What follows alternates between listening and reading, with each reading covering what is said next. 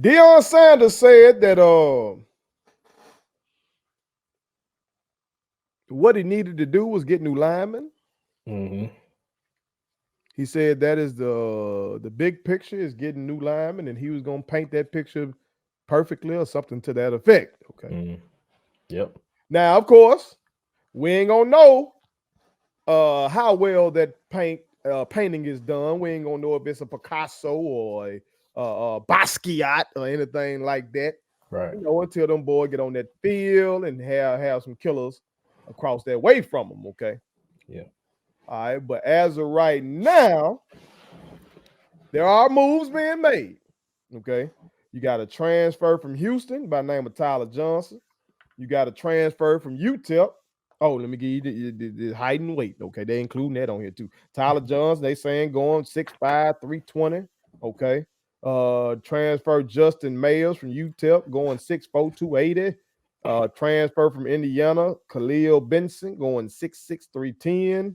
Transfer from UConn, Yakiri Walker going 6'3", 270. And the biggest get of them all thus far is number one offensive tackle coming out of high school, Mr. Jordan Seaton, standing 6'6", weighing in at 290. Okay, and this young blood even went on.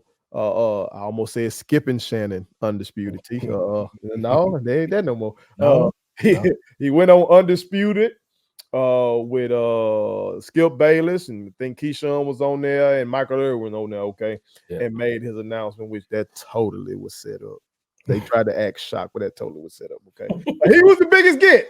He was the biggest get, okay. Yeah.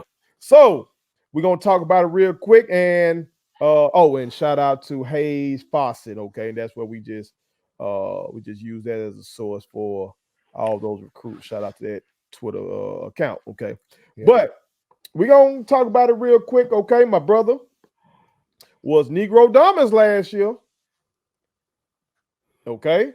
Actually, he might have been too nice. I think he gave Colorado 5 wins. 5 wins. But he was in the ballpark of the foe. So I want to pick his brain and just see what he thinks about the moves that Prime is making right now with the offensive line. But before we do all that, okay, make sure you hit that subscribe button. I am your homeboy first. That is my brother, the honorable one, Tim G. Jacob, and this is the realest, most entertaining show in the game. Put it on something. Again, hit that subscribe button, share. Put all up your people on it. Tell you what you think about the moves Prime is making, man, to try to secure that line and try to keep his own child from getting his ass whooped every goddamn weekend like Sheduer was doing. It was to be expected. I mean, you just not gonna stand around and act like with the results you got this year, there are those are repeatable. Those results are not repeatable from this year. Your son took a lot of pressure. He took a lot of hits. He got beat up real bad in them last couple games of the season.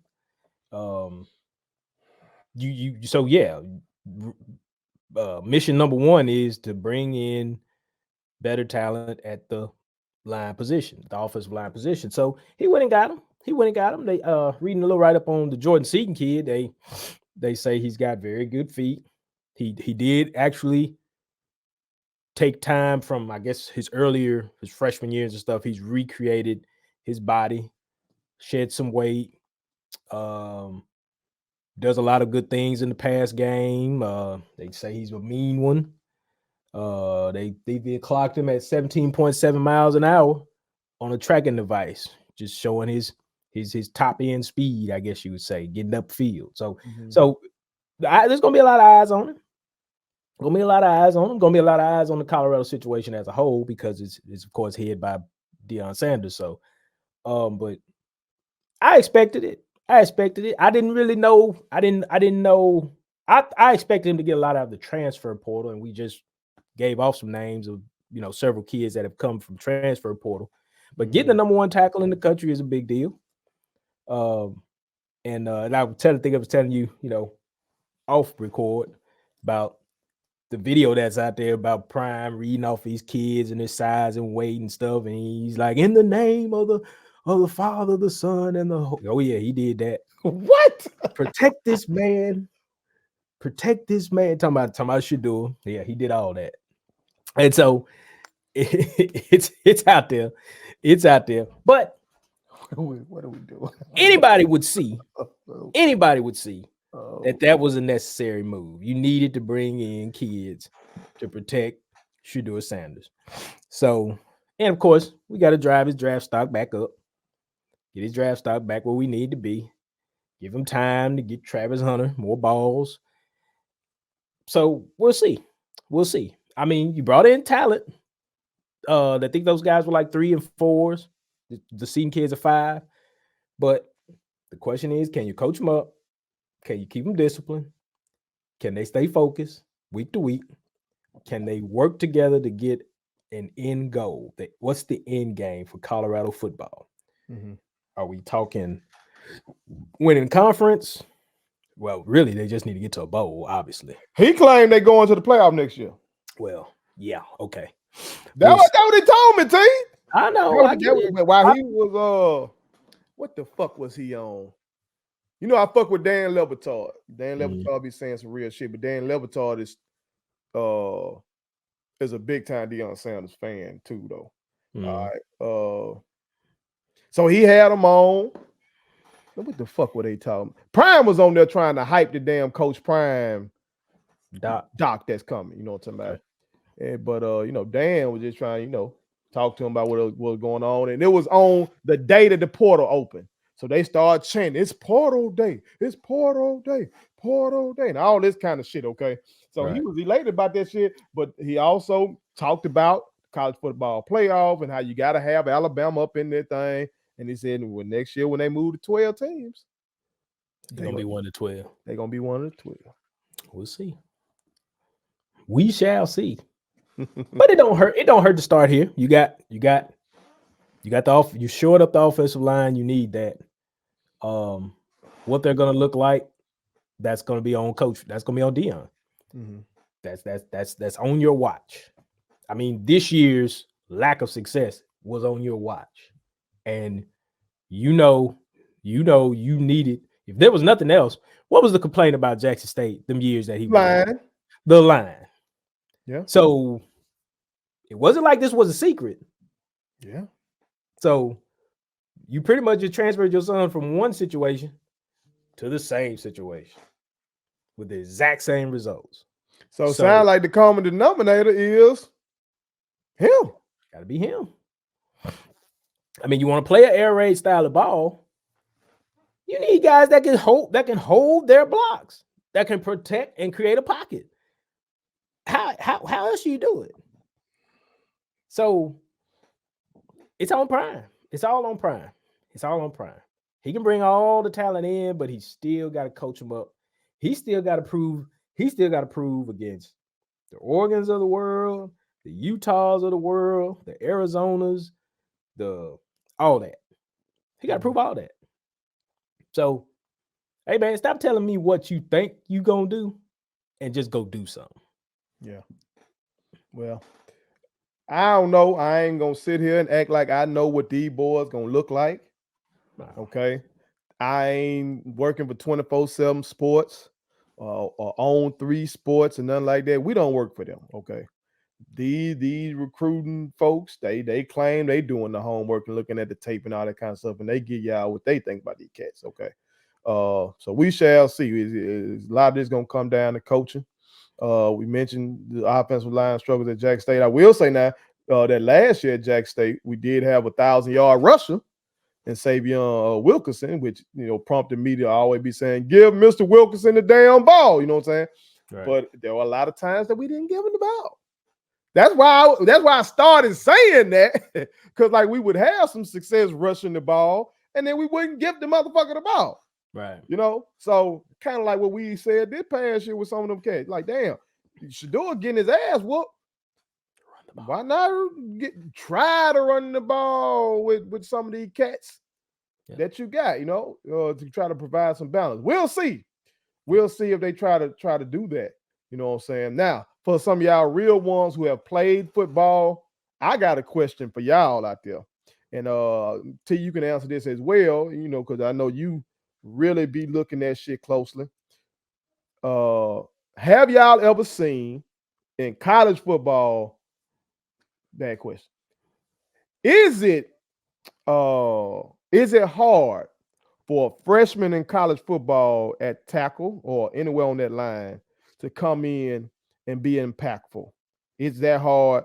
Or you can take it to the NFL. Is it hard for a rookie on the line to come in and be impactful? I know there are some positions where you kind of just plug and play. Running back, yeah, you come in there, a lot of that should be instinct and stuff like that. You see the hole, you kind of instinctually see the hole, feel the hole, and you hit that motherfucker. Wide out, I think some of them come in and be, you know, instantly good, you know what I'm saying? But I've always been told that linemen got to be some of your headiest guys. Like outside of the quarterback, they got to be the smartest motherfuckers on the field. right. So Yeah. is that hard for a kid like Mr. Seaton to come in as a freshman? They're gonna be counting on him, sound like. Yeah, they are. They are. Okay. He's And gonna be. it sound like he betting on himself too, because I think Skip talked about Sheduer being the most sacked motherfucker in the country last year, and the kid was like, that won't happen again. So I guess he made Colorado because he already coming in and declaring shit. Yeah. Well, So is that tough? Is there a freshman that you remember? Maybe I know you fuck with Miami. Is it somebody you thought of from over there that came in as a freshman? Is it somebody from y'all? Like, was Trent Williams nice for y'all as a rookie? well, he was at Washington. Oh, he was at Washington first. Okay. Yeah. I'm sorry. He came in highly touted. I'm just trying to think of, because I'm trying to think back to like Laramie Tunsil, guys like that. You get what I'm saying, though, right? I'm just wondering. I don't know. I've never known of a freshman lineman win the Outland or the Remington, you know, or anything like that. I think it's always been kind of more for your senior, senior guys, you know, and I don't know if it's just because of the simple, because they don't highlight O linemen. They don't put the circle around them and say, watch this, you know. I don't really see that a lot in college football. I like a segment I recently saw T on ESPN where Jeff Saturday maybe. With my big man balling.